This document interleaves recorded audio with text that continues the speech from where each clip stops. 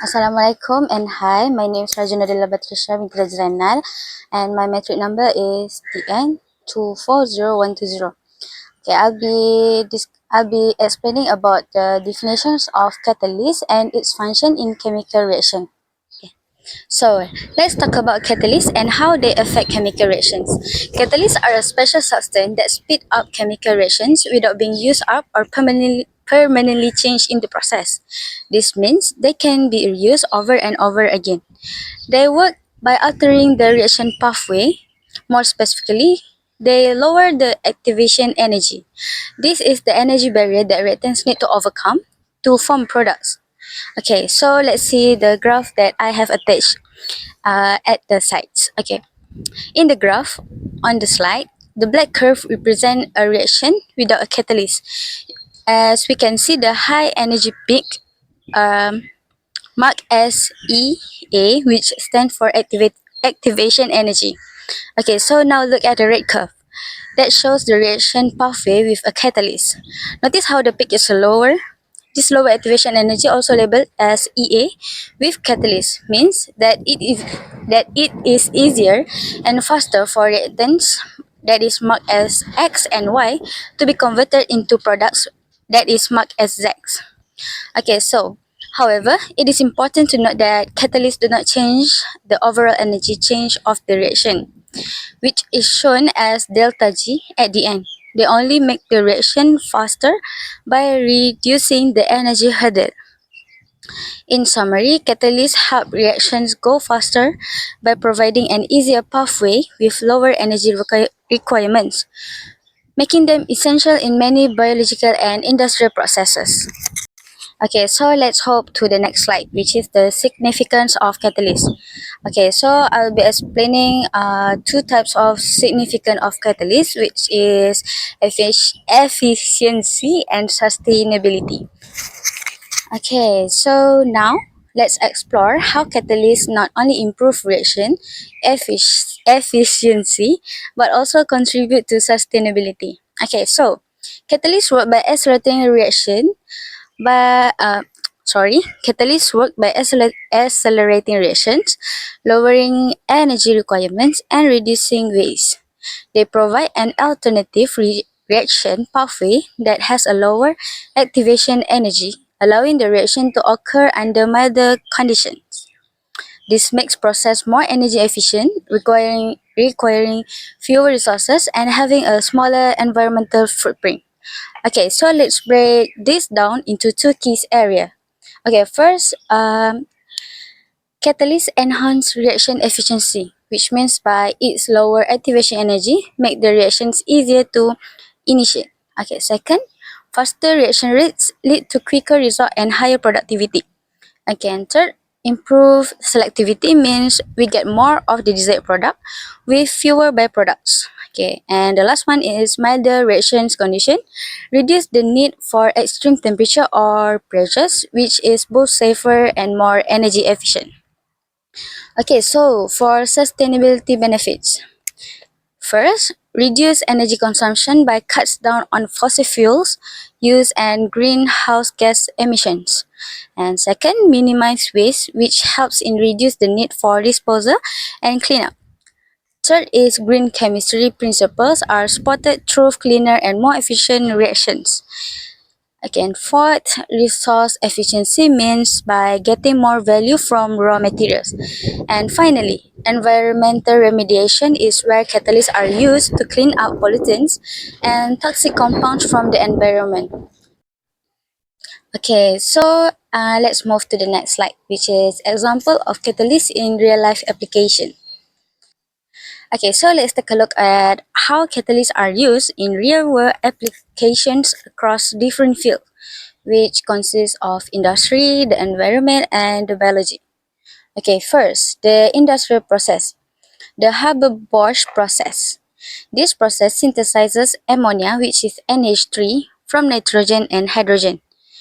The catalyst used here is iron, which is used to enhance with potassium and aluminum oxide promoters. This reaction is vital for producing ammonia, which is a key ingredient in fertilizers. It supports a global agriculture and food production. And next is an environmental application, which is a catalytic converters. In vehicles, we know that catalytic converter use as platinum, palladium, and rhodium as catalysts.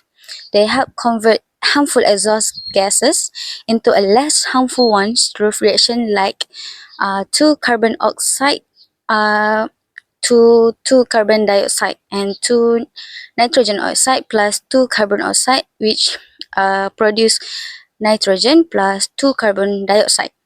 These systems are essential for reducing air pollution from cars and trucks by breaking down toxic gases into safer compounds. And finally, a biological system, which is enzyme.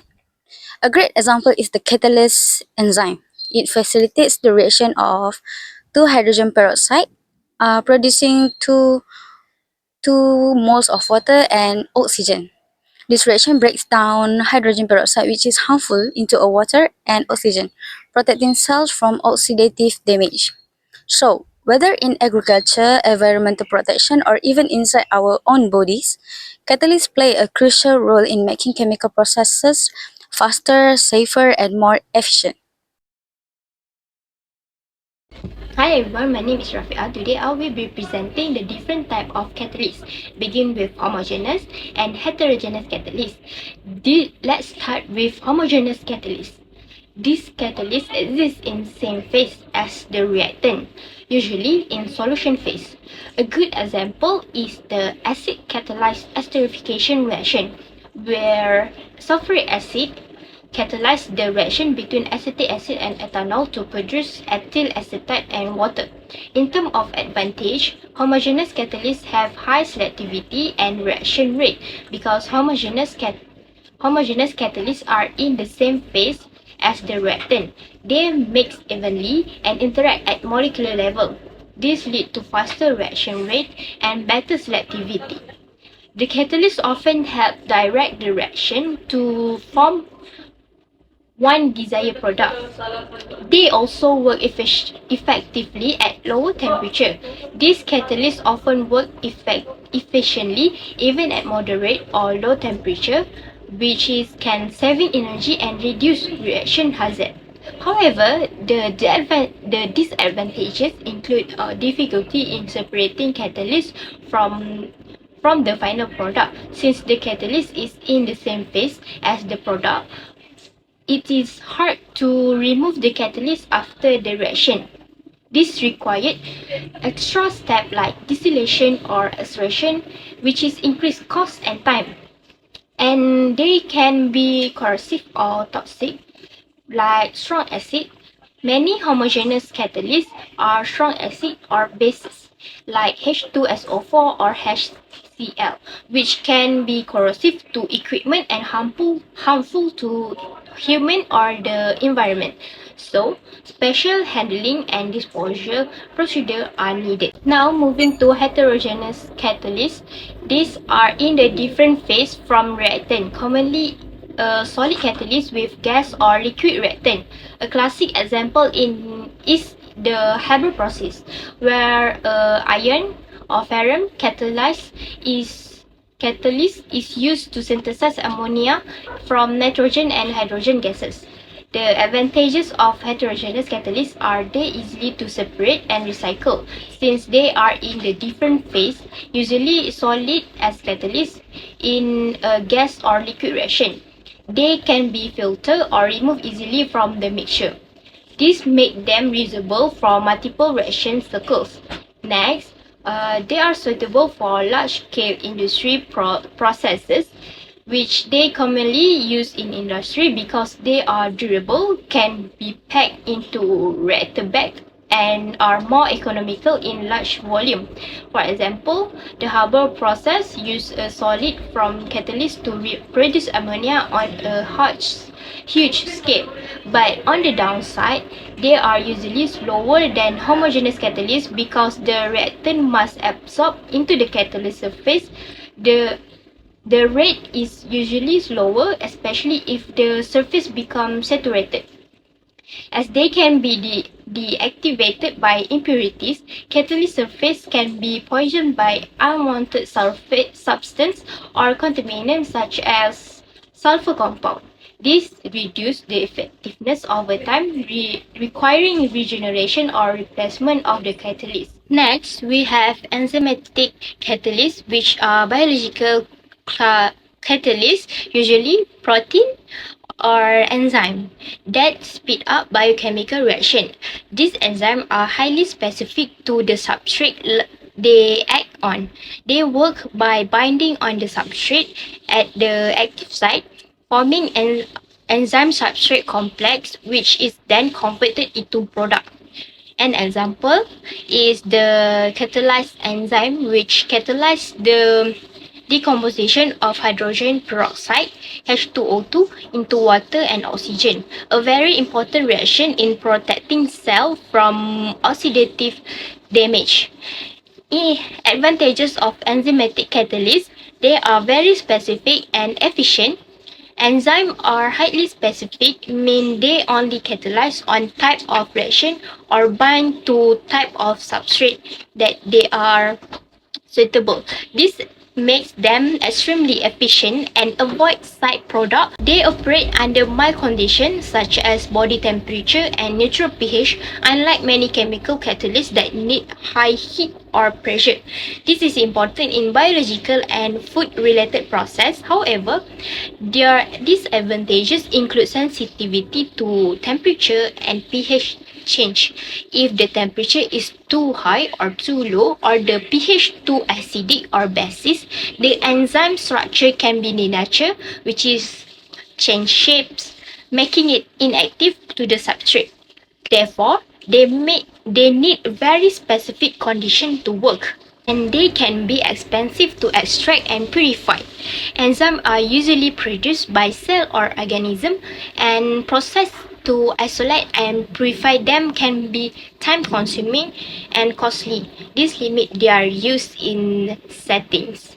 In summary, each type of catalyst, homogeneous, heterogeneous, and enzymatic, has unique advantage and limitation. Their selection depends on the nature of the chemical reaction, cost, and required efficiency. Thank you. Assalamualaikum. Hi, I'm Akil. For our next section, our presentation focuses on real-world applications of catalysts across several fields, including industry, environmental, and biology.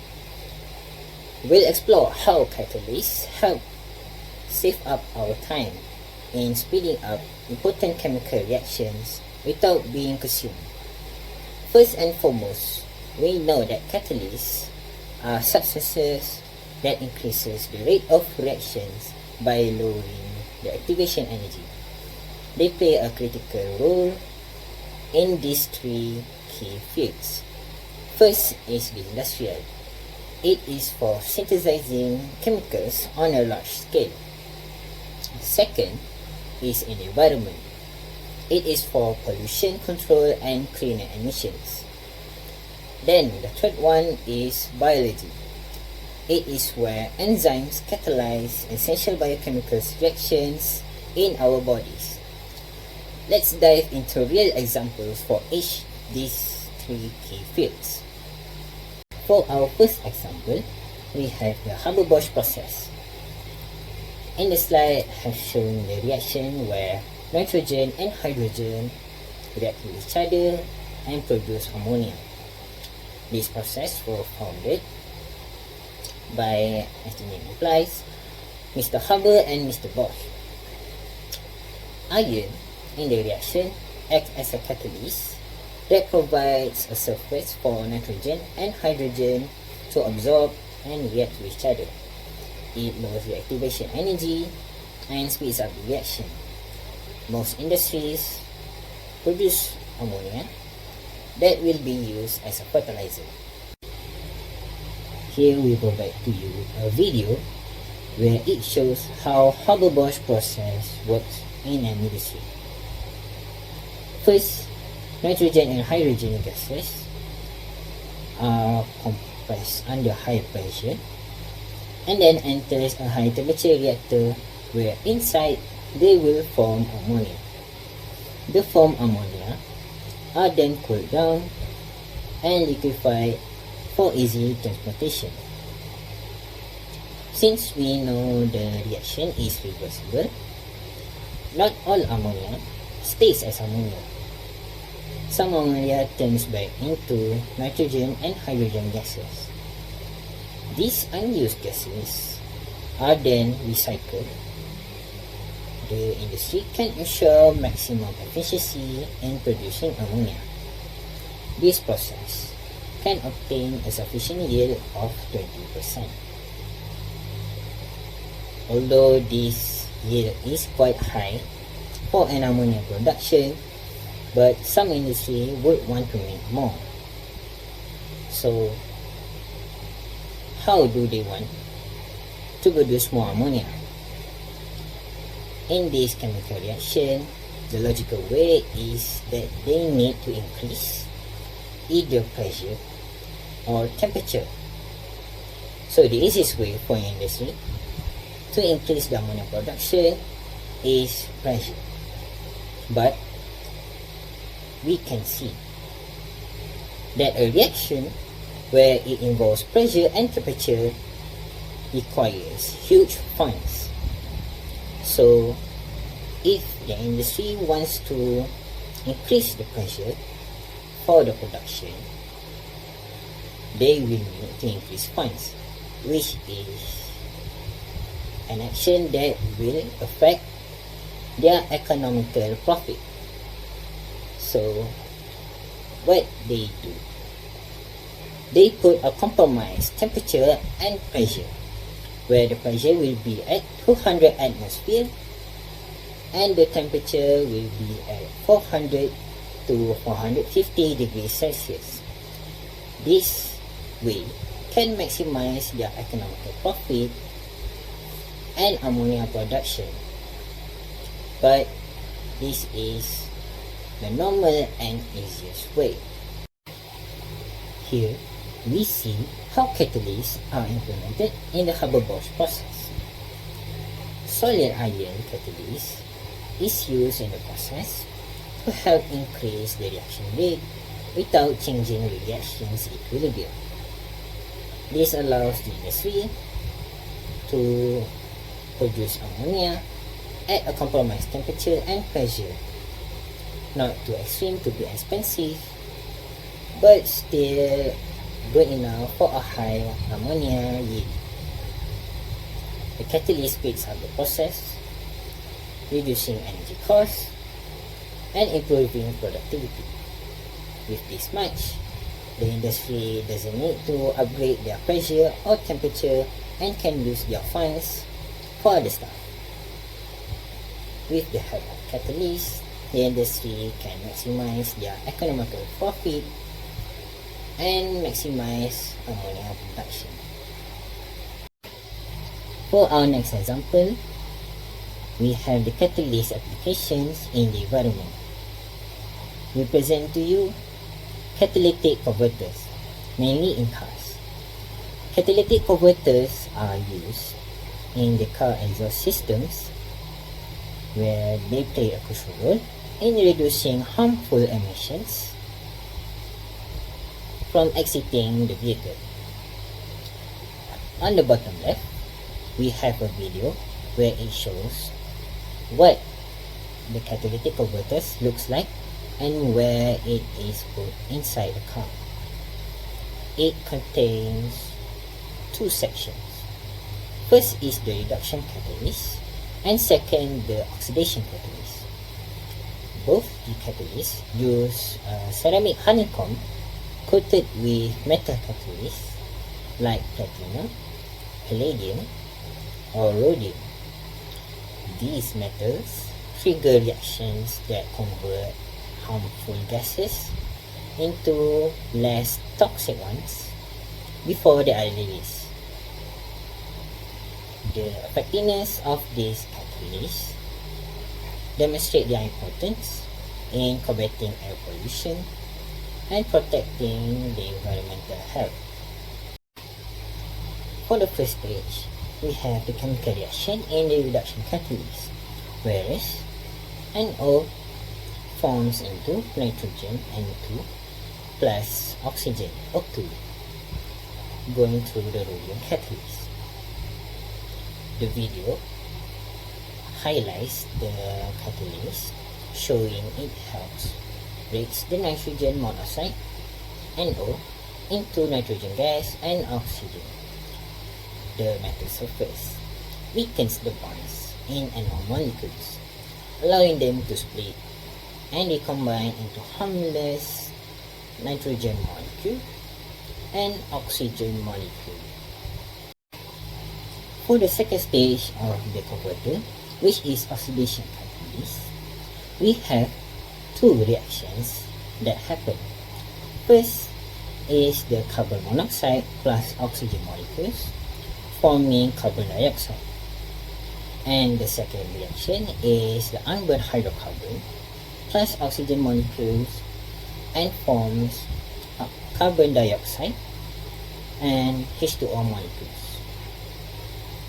These gases passes over the catalyst, which is platinum or palladium surfaces, and react with oxygen, forming these two products, which helps minimize the toxic exhaust emissions. As for our third example, the catalyst application in biological field is enzyme catalysis, where the reaction happens inside our body. One of the existing enzymes that we have is sucrase. Sucrase is a digestive enzyme found in the small intestine. It has a priority in helping speeding up the hydrolysis reactions to break down sucrose into glucose and fructose. These small sugars are then absorbed to our body. Sucrose works as a biological catalyst, speeding up the reaction without being used up in the process. For your information, sucrose can be known as table sugar. It turns into glucose and fructose. Glucose and fructose are smaller sugars that will be absorbed by our body to turn into fuel. It can be found inside. Here we have the hydrolysis reaction where sucrose plus water forms into glucose and fructose with the help of sucrase as the catalyst inside our small intestine. Below the reaction, we have a video where it shows the hydrolysis process of a carbohydrate molecule.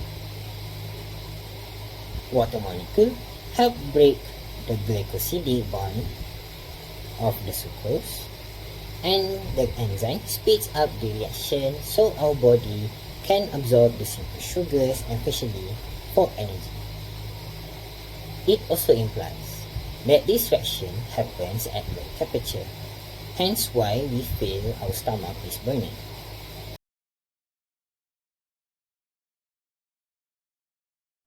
Let's explore the exciting future of catalysts through emerging technology that are shaping industry worldwide. First, AI and machine learning are transforming how catalysts are designed. Instead of years of trial and error, we can now predict the best catalyst structure in a matter of hours, speeding up innovations and cutting costs. Next is single atom catalyst or SACS. These involve dispersing individual metal atoms like platinum on a support. This approach dramatically improves selectivity and reduces material waste, especially valuable in the pharmaceutical and the fine chemical industry. We also have biometric catalysts where scientists might mimic the actions of natural enzymes to develop highly specific and environmentally friendly reactions. Then, there are photocatalysis, which use sunlight to power chemical reactions. One major application is splitting water to produce green hydrogen, a clean fuel. This process might need photosynthesis and hold great promise for renewable energy system, especially in replacing fossil fuel. Then, we also have electrocatalysts, which are critical for fuel cells. These catalysts enable chemical reactions using electricity. For example, in hydrogen fuel cells, like those used in the Toyota Mirai, they convert hydrogen into electricity with water as the only byproduct, offering a clean alternative to combustion engine. Finally, flow chemistry and microreactor technology are revolutionizing how reactions are conducted in industry. Instead of batch processes, chemical flow continuously through small channel, allowing precise control over reaction conditions. These systems are safer, more efficient, and easily scalable, making them ideal for modern drugs productions and fine chemical synthesis. While catalysts bring major benefits, it's crucial to address the ethical and environmental responsibilities tied to its use. Some catalysts rely on toxic or heavy metals like chromium, lead, or mercury, which can be harmful if mishandled. If these materials leak into ecosystem or are not properly disposed of, they can cause long-term damage to humans' health and environments. This highlights the importance of safe handling, disposal, and life cycle management. Another major issue is the mining of rare earth elements and precious metals like cobalt, platinum, and palladiums. These are often mined in developed countries where environmental regulations are weak and labor practice can be unethical, including child labor. To combat this, we need ethical sourcing policies, better regulations, enforcement, and supply chain transparency. Fortunately, the field is shifting toward green catalyst design. Scientists are developing alternatives using non-toxic abundant elements like iron, zinc, and copper. These replacements maintain catalyst activities while being safer and more sustainable. Catalyst recovery and recycling is also advancing. Companies like Janssen Meti have developed technology to extract valuable metal like platinum from spent catalysts, drastically reducing environmental waste and raw material demand. Importantly, catalysts help tackle climate change. For instance, catalysts converted in cars reduce harmful emissions. New catalysts are also being used to convert CO2 into fuel or useful chemical, helping to reduce greenhouse gases. Finally, catalysts support clean energy access. Innovation like fuel cells and solar power catalysts can bring electricity to remote or underserved communities, promoting social equity and a just energy transition. Let's look at some real-world examples that show how these trends are already being implemented. For the first one, the Toyota Mirai is a hydrogen-powered vehicle that uses advanced electrocatalysts in its fuel cells. These catalysts help convert hydrogen into electricity efficiently and cleanly, producing only water as a byproduct, offering a truly zero-emissions driving experience. Secondly, at BASF, one of the world's largest chemical companies, single-atom catalysts are being implemented in pharmaceutical manufacturing. This allows for more selective reactions, improve drug purity while using less metal, saving both resources and costs.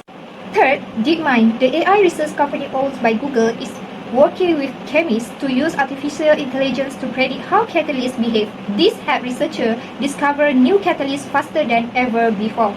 Janssen Meti leads in sustainable catalyst technology, especially in recycling platinum group metal from old catalysts. This reduces the need for new mining and supports a circular economy. Fifth, researchers at MIT have created catalysts that convert CO2 into fuels like methanol, helping close the carbon loops. These technologies could one day allow factories to turn their emissions into usable energy sources.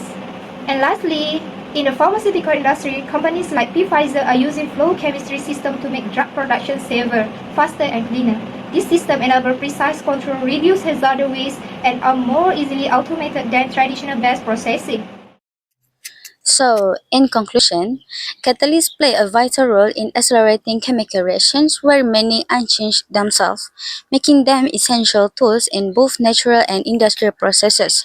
Their ability to enhance reaction efficiency, reduce energy consumption, and minimize waste significantly contributes to sustainable practices across various sectors, including manufacturing, environmental protection, and healthcare.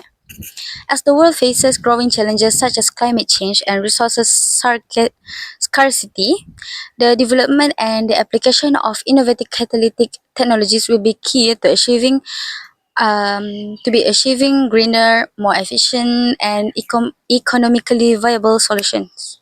Understanding catalysts not only deepens our knowledge of chemical processes, but also empower us to drive positive change through science and engineering.